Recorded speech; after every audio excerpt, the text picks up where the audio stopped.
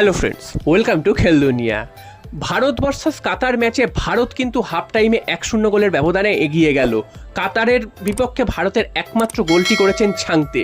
তো প্রথমার্ধে কিন্তু ভারত দুর্ধর্ষ ফুটবল খেলেছে, যেই ফুটবলটা ভারতীয় ফুটবলারদের থেকে এতদিন দেখা যায়নি, সেই ফুটবলটাই কিন্তু আজকে উপহার দিচ্ছে ভারত এবং অত্যন্ত সাহসী ফুটবল খেলছে ভারত।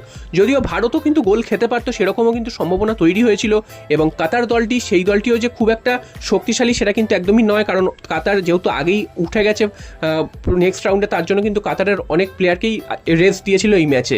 তো তাই জন্য ইন্ডিয়া কিন্তু আজ প্রথম থেকে একদম তেড়ে ফুড়ে খেলছে, ছেত্রীবিহীন ভারত। তো সেই ম্যাচে কিন্তু কাতারের বিরুদ্ধে ভারত 37 মিনিটের মাথায় ছাংতের একমাত্র গোলে কিন্তু এগিয়ে গেছে।